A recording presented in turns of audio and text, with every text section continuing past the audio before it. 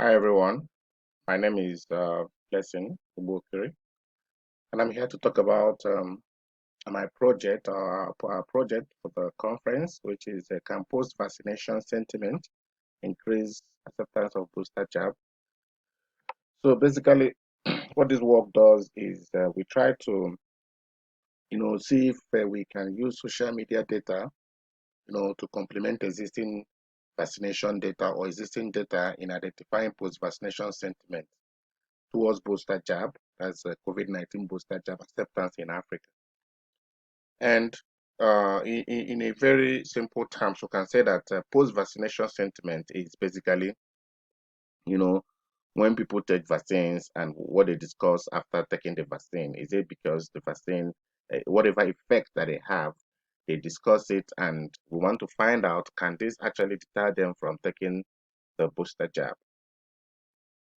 Okay, so the main aim of this work is basically to, get traits about what people talk about vaccination sentiment and classify them according to their sentiment. Then we try to use this uh, traits to, complement existing data in understanding citizens' sentiment towards accepting the booster jab.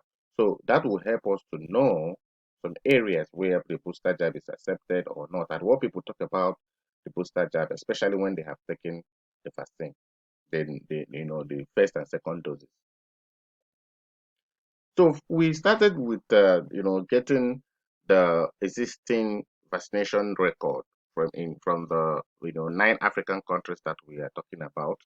We take the existing vaccination, the partially vaccinated, the fully vaccinated, the number of boosters taken, and all that. The essence of this is for us to be able to compare and try to use our Twitter data to complement the existing vaccination data in order to know if there is a correlation with what people are discussing on social media and the vaccination, like what is happening in real life, and to see if there is somewhat of effect in that sense.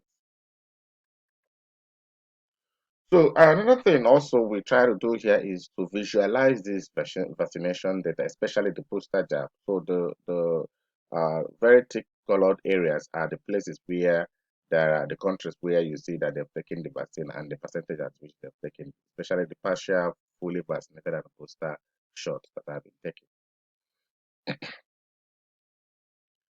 So for the tweet, for us to get the tweet, we try to build a keyword data set, a keyword, you know, couples that we use to scrape tweets from the Twitter data set, and the keywords we use were the booster hashtag, booster dose, or second jab, booster shot, booster dose, and boosted. And the countries covered were Botswana, Cameroon, Eswatini, Mozambique, Namibia, Nigeria, Rwanda, South Africa, and Zimbabwe.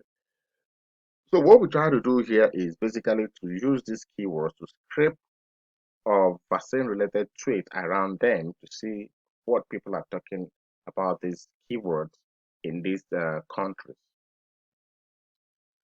So we visualized the trends in the poster-related tweets with time. Okay, we started from January 2022 to October 2022, and we find out that within January and February there was a peak of tweets coming to discussing booster jab coming. First, this basically is when the issue of booster jab was being discussed. Then within June and and within June to August, there was also a very high peak, especially in July of the discussions. Then it went down and it also went up again in this is September. This is September.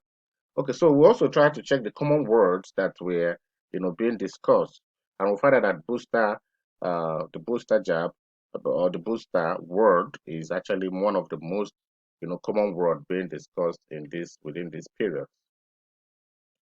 So we also checked the distribution of this tweet according to countries. It is interesting to find that after the cleaning and you know after preparation of the data or Twitter data, we found out that South Africa and Nigeria has most of the trade, regarding to other countries.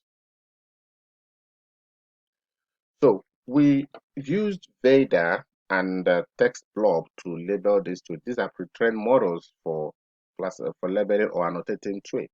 The reason for that is that we want to be sure that we are picking the tweet according to your keyword, and this is because the tweets are much, so we cannot possibly annotate them manually.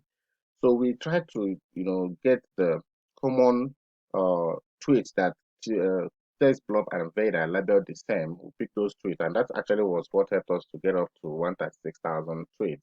First of all, the tweets were 242,000 plus, and after labeling and cleaning, we got it to 136,460 tweets.